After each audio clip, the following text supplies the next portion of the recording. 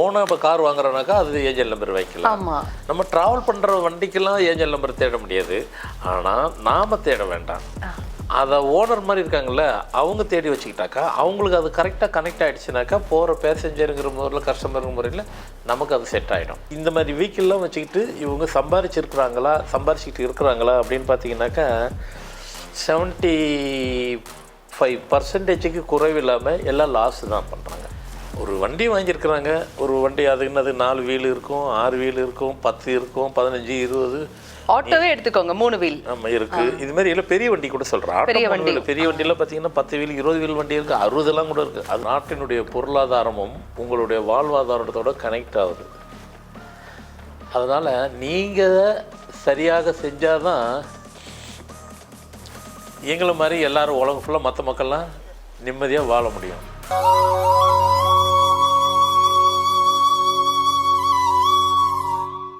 ஆன்மீக உலா அன்பு நேயர்களுக்கு இனிய வணக்கம். இன்னைக்கு மெட்ரோபாலிட்டன் சிட்டிஸ்ல இருக்கக்கூடிய டிராஃபிக் பார்த்தீங்கன்னாக்க ரொம்ப ரொம்ப ரொம்ப கஷ்டமா இருக்குங்க. அடி மேல அடி எடுத்து வச்சு போற மாதிரி தான் இருக்கு இல்லைங்களா? இதுல நம்ம என்ன பண்றோம், நம்ம ஆசையா காரெல்லாம் வாங்குறோம், ஆனா ஓட்டவே முடியலையே. அதனால என்ன பண்றோம்னா ஒரு கேபோ இல்ல ஒரு ஆட்டோவோ வச்சு நம்ம போக வேண்டிய இடத்துக்கு முக்கியமான வேலைக்கெல்லாம் போறோம் இல்லைங்களா? அது எல்லாத்துக்குமே நம்ம யூஸ் பண்றோம். எல்லாம் கொஞ்சம் ப்ரெஷர் இல்லாம இருக்கணும் அப்படிங்கிறதுக்காக. இப்போ ஏஞ்சல் நம்பர்ஸ் அப்படின்னு ஒரு விஷயம் கொடுக்கப்பட்டிருக்கு இல்லையா? அது எதுக்கு அப்படின்னாக்கா நம்மை சுற்றி இருக்கக்கூடிய தேவதைகள் நமக்கு நல்ல விஷயங்களை அருள்வார்கள் அப்படிங்கிறதுக்காக. சோ நம்மளுடைய ஓன் வெஹிக்கிள், நம்ம ஓன் கார்ல, நம்ம ஓன் பைக்ல வந்து ஏஞ்சல் நம்பர்ஸ் நமக்கு செட் ஆகுற மாதிரி நம்ம செட் பண்ணிக்கிறோம் இல்லைங்களா? ஆனா அதுவே ஒரு கேபோ அல்லது ஒரு ஆட்டோலயோ போகும்போது அதுல இருக்கக்கூடிய நம்பர்ஸ் நமக்கு ஃபாரா இருக்கணும் அப்படின்னு நம்ம எப்படிங்க எதிர்பார்க்க முடியும்? நமக்கு உண்டான ஏஞ்சல் நம்பர்ஸ் அந்த வண்டியில இருக்கணும் அப்படிங்கறத நம்ம எதிர்பார்க்க முடியாது இல்லையா? அப்போ இந்த பிரச்சனைக்கு நம்ம போற விஷயமும் சொல்யூஷன், அதுக்கும் வந்து நமக்கு சக்சஸ் கிடைக்கணும் இல்லைங்களா? இந்த பிரச்சனைக்கான சொல்யூஷனா ஏதாவது ஒரு விஷயம் சொல்லப்பட்டிருக்கா? இது குறித்த விளக்கத்தை நமக்காகவே எடுத்துரைப்பதற்காக நம்ம கூட நம்ம அரங்கிற்கு வருகை தந்திருக்காரு ஃபார்மேட் நியூமராலஜியின் தந்தை டாக்டர் மகாதன் சேகர் ராஜா அவர்கள். வாங்க நேயர்களே, சார் கிட்ட பேசுவோம். வணக்கம் சார். வணக்கம் சார். நமக்கு வந்து ஏஞ்சல் நம்பர்ஸ் நீங்க எதுக்கு சார் கொடுக்குறீங்க? நமக்கு வந்து போற காரியங்கள் சக்சஸ் கிடைக்கணும் அப்படிங்கிறதுக்காக தான் இல்லைங்களா? ஆனா இப்ப பாத்தீங்கன்னா சென்னை மாதிரி இருக்கக்கூடிய சிட்டிஸ்ல வந்து நம்ம காரை எடுத்து ஓட்டவே முடியல சார், அவ்வளோ டிராபிக் இருக்கு. அதனால என்ன பண்றோம்னாக்கா இப்போ வந்து நம்ம கேப் யூஸ் பண்றோம், இல்ல ஆட்டோ யூஸ் பண்றோம், இல்லைனாக்கா கேப் மாதிரி பைக் டாக்ஸின்னு கூட வந்துருச்சு இல்லைங்களா? அதுலலாம் வந்து போறோம். எதுக்குனாக்கா இந்த டிராபிக் டென்ஷன் நமக்கு இல்லாம போற செயலை வந்து சக்சஸ்ஃபுல்லா பண்ணணும் அப்படிங்கிறதுக்காக. ஆனா அதுல இருக்கக்கூடிய நம்பர்ஸ் நமக்கு ஃபாரா அமையுமா அப்படின்னாக்கா அது ஒரு மிகப்பெரிய கேள்விக்குறி இல்லைங்களா? சோ அப்ப அந்த மாதிரி கேப் இருக்கக்கூடிய விஷயங்களுக்குலாம் நாங்க எப்படி சார் நம்பர்ஸ் எங்களுக்கு வந்து சக்சஸ்ஃபுல்லா அமையற மாதிரி வச்சுக்கிறது? இல்லை, அது கரெக்டு தான். அதுக்கு முன்னாடி நீங்கள் கொஸ்டின் கரெக்டு. அதுக்கு நம்ம இப்போ ஓனாக இப்போ கார் வாங்குறோம்னாக்கா அது ஏஜென்ட் நம்பர் வைக்கலாம். நம்ம ட்ராவல் பண்ணுற வண்டிக்கெல்லாம் ஏஜென்ட் நம்பர் தேட முடியாது. ஆனால் நாம் தேட வேண்டாம். அதை ஓனர் மாதிரி இருக்காங்கல்ல, அவங்க தேடி வச்சுக்கிட்டாக்கா அவங்களுக்கு அது கரெக்டாக கனெக்ட் ஆகிடுச்சுனாக்கா போகிற பேசஞ்சருங்கிற முறையில் கஸ்டமருங்கிற முறையில் நமக்கு அது செட் ஆகிடும், சக்ஸஸ் ஆகிடும். ஓகே. அதனால் அதுக்கு நான் எக்ஸாம்பிள்லாம் சொல்கிறேன். இப்போ கமர்ஷியல் வெஹிக்கிள்ங்கிறது வந்து பார்த்திங்கனாக்கா இது ஹெவி வெஹிக்கிள்லாம் இருக்குது. கமர்ஷியல் வெஹிக்கிள்னாக்கா ஹெவி வெஹிக்கிள், அது லாரி,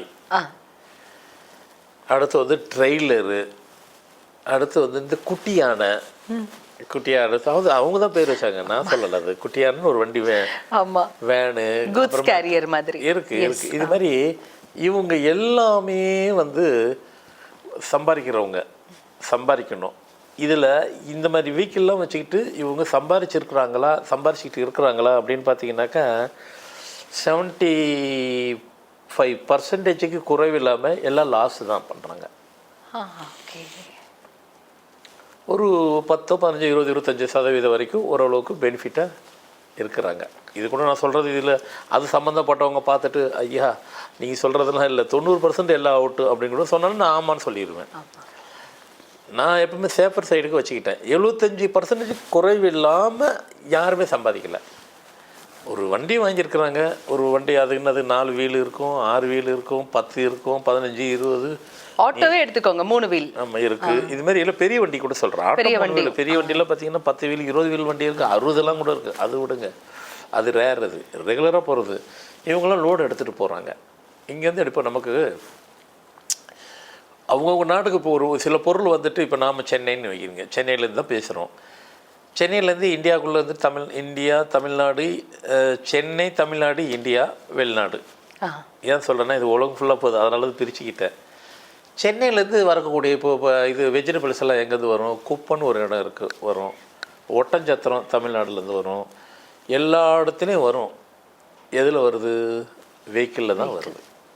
இல்லைங்க ட்ரெயினில் வரும், அதெல்லாம் ட்ரெயினில் போக முடியாது. ட்ரெயினில் எதில் போகலாம்? நிலக்கரி தான் போகும். அதில் வெஜிடபிள் எப்படி எடுத்துகிட்டு போக முடியும்?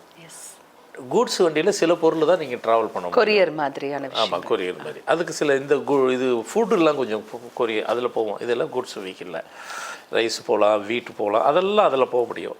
இதுலேயும் வரும். ஆனால் மேஜர் ட்ராவல் பண்ணுறதெல்லாம் எதில் கேட்டிங்கனாக்கா எல்லாம் வெஹிக்கிள், லாரி தான்.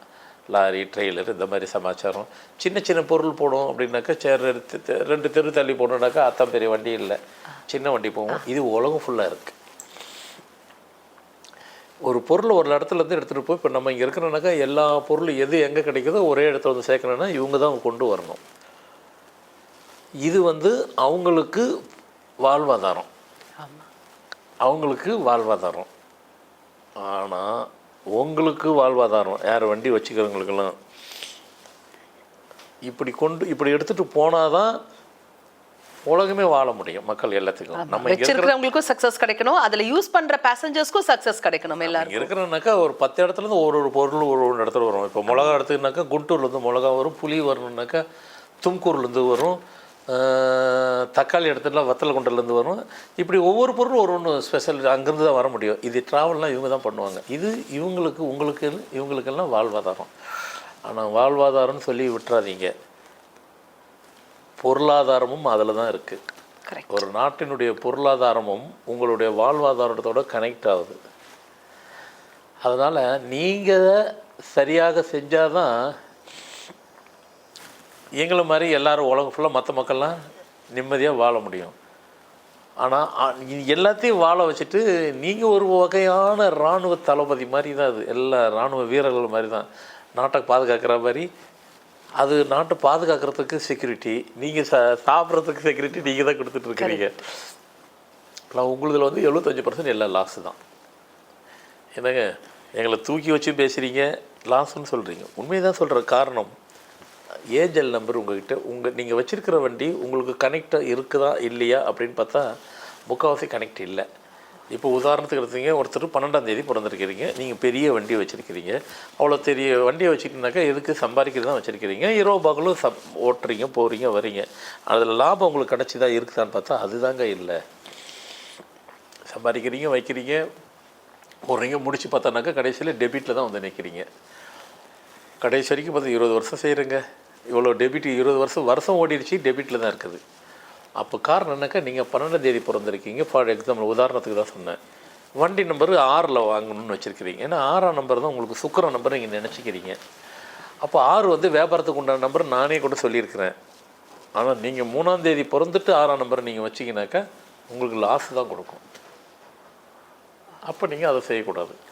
அப்போ நீங்கள் எந்த நம்பர் வாங்கிக்கணும், உங்கள் டேட்டுக்கு என்ன நம்பர் வேணுமோ அதை நீங்கள் கரெக்ட் பண்ணணும். அதுக்கு எக்ஸாம்பிளுக்கு ஒரு 2-3 நம்பரை சொல்லிக்கிறேன். அப்போ உங்களுக்கு அது புரியும் வரும். அந்த எக்ஸாம்பிளுக்கு தான். இப்போ ஒருத்தர் 9ஆம் தேதி பிறந்திருக்கிறாரு, ஜனவரி மாதம் 1981 அப்படின்னா 9/1/1/2 இது ஃபார்மெட்டுது. இவர் வண்டி நம்பர் என்ன வச்சுருக்கணும்? ஏஜெல் நம்பரு அப்படின்னாக்கா டிஎன்லாம் இருக்குது, அது ஒரு பகுதி. இந்த 4 நம்பர் அப்படின்னு பார்த்தீங்கன்னாக்கா 6666 666 4 வச்சுக்கிறேங்க. டிஎன்னு கேல்குலேஷன் வரும், அதையும் பார்க்கணும். முதல்ல ஒரு பாதியாவது நம்ம கரெக்டாக சொன்னோம். நீங்கள் புரிஞ்சுக்கிற தன்மை உங்களுக்கு வரணும். உங்களுக்கு நீங்கள் அதை பேசிக்காக இது தெரியணுன்றக்காக தான் முதல்ல இதை போட்டு கொடுத்துட்றேன். அப்படி எடுத்துருங்க. 75% அவுட்டுன்னு சொன்னீங்கன்னீங்களே. இப்போ நீங்கள் வச்சுட்டு பார்த்தீங்கன்னாக்கா இப்படி ஏஞ்சல் நம்பரை நீங்கள் எடுத்தீங்கன்னாக்கா ஒரு 10 வருஷம் கணக்கு போட்டுக்கோங்க. 10 வருஷம் நீங்கள் ஏற்கனவே பிஸ்னஸ் பண்ணியிருக்கீங்க, ஃபுல்லாக டெபிட்டில் தான் இருந்திருப்பீங்க, கடனில் தான் இருப்பீங்க. இப்போ இந்த மாதிரி ஏஞ்சல் நம்பர் எடுங்க, 10 வருஷத்தில் 10 வண்டி வாங்கிடுவீங்க. இப்போ வண்டி நம்ம சிம்பிளாக சொல்கிறோம், ஒரு காரு 20 கார் மடங்கு வேலை தான் உங்கள் வண்டி. என்ன சொல்கிறீங்க? கமர்ஷியல் வெஹிக்கிள்லாம் ஹெவி தானே ரேட்டு. 20 காரனுடைய என்ன வேல்யூவில் சொல்லிக்க வேண்டாம். 20 கார் வாங்குறதுக்கு என்ன வேல்யூவோ அதுதான் உங்களுக்கு ஒரு வண்டி. அப்போது அதில் சம்பாரித்தா அதுக்கு உண்டான காசு வரும், நஷ்டம் அடைஞ்சிட்டா அந்த அளவுக்கு தான் நஷ்டம் இருக்கும். இப்போது வருஷத்துக்கு ஒரு வண்டி வாங்குறீங்க, லாபம் வந்துட்டிங்களா? இதை எல்லாருமே செய்யுங்க. இதில் என்னென்னா அவங்கவுங்க வசதிக்கு கொஞ்சம் வசதி இருக்குன்னு பெருசாக வாங்கிட்டீங்க. சில பேர் அவங்க வசதி எவ்வளோதான் இருந்தால் குட்டியானவங்க அங்கே செய்வீங்க, அங்கேயும் நஷ்டம். கூட்டி கழிச்சு பார்த்தா அவரே ஓட்டுவார், நல்லா பார்த்து கடைசியில் பார்த்தா நஷ்டத்தில் தான் இருப்பார். இல்லைங்க முடியலைங்க, எவ்வளோ ஓட்டி வரல. ஏன்னாக்கா ஒன்று வண்டி அவங்களுக்கு மக்கார் பண்ணும், இல்லைனாக்கா விபத்துங்கிற பேரில் பண்ணும். மொத்தத்தில் அல்டிமேட்டாக இந்த வண்டி வாகனத்தில் உங்களுக்கு செலவு வைக்காத, நீங்கள் சம்பாதிக்கிற வண்டியில் செலவுன்னு ஒன்று வைக்கும், அது இல்லாமல் இருந்தாவே அதுதான் உங்களுக்கு லாபம். ஆனால் உங்கள் லாபத்தெல்லாம் சாப்பிட்றவர் யாருன்னு கேட்டிங்கன்னா செலவுங்கிறது அன்னெசரி செலவு. Yes sir. இந்த வண்டி வச்சுக்கிறவங்களுக்கெல்லாம் எல்லாத்துக்கும் அது வந்து உங்களுக்கே தெரியாமல் உங்கள் காசு உங்கள் பாக்கெட்லேருந்து வெளியே போய்கிட்டே இருக்குது. ஆச்சுங்கன்னா இது ஒரு வண்டிக்கு. இன்னொரு வண்டி சும்மா ஒரு எக்ஸாம்பிள் சொன்ன பாருங்கள். அடுத்து வந்துட்டு 24/2/1982, அப்போது 6/2/2 திருப்பி அங்கே ஒன்றுன்னு வந்துருச்சு. 24/2/1982, அப்போது 6/2/2 நீங்கள் எந்த நம்பர் வச்சுக்கிட்டு உங்களுக்கு ஏஞ்சல் நம்பர்ன்ட்டு டிஎன்னு கணக்கு வரும். அதை நான் இப்போ சொல்லிக்கல, ஏன்னா ஆர்டிஓ நம்பர் ஒவ்வொரு இடத்துல வேரியேஷன் வித்தியாசங்கள் வந்துக்கிட்டே இருக்கும். இப்போ நான் ஒன்று சொல்லிட்டேன்னா ஒன்று, இதையும் நீங்கள் பார்க்கணுன்னு மட்டும் நீங்கள் புரிஞ்சுக்கணுன்றதுக்காக தான் சொன்னேன். இந்த இங்கே உள்ள நம்பர் என்னவாக இருந்தால் சரியாக வரும் அப்படின்னு பார்த்துக்கிட்டிங்கனாக்கா 1111. ஆனால் இதில் ஏஞ்சல் நம்பரில் இது வெஹிக்கிளை பொறுத்த வரைக்கும் 3 இருந்தாவே போதும். நான் 4ஆவே கொடுக்குறேன் சேஃப்டிக்கு. எக்காரத்து கொண்டும் நீங்கள் லாஸுங்கிறதே கிடையாது, கெயினுங்கிறது தான், லாபம் மட்டும்தான் சம்பாரிச்சிடலாம். அது சம்பாரித்து கொடுக்கும். ஏன்னா அன்னெசரியான தேவையற்ற செலவுகள் உங்களுக்கு இருக்காது. இந்த மாதிரி தொழில் உள்ளவங்களுக்கு தேவையற்ற செலவு தான் நிறைய இருக்கும்.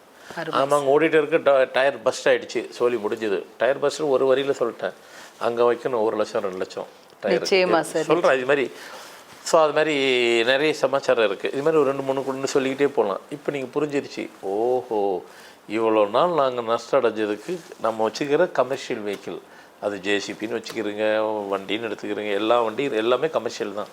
நீங்கள் ஏஞ்சல் நம்பரை வச்சுக்கிட்டீங்கனாக்கா ஒரு காலம் நீங்கள் நஷ்டம் அடைய மாட்டேங்கிறீங்க. ஏன்னா உங்களை எதுக்கு சமம்னு நான் சொல்லியிருக்கிறேன் பார்த்தீங்களா, உங்கள் வாழ்வாதாரம் தான் அந்த நாட்டுக்கு பொருளாதாரம்.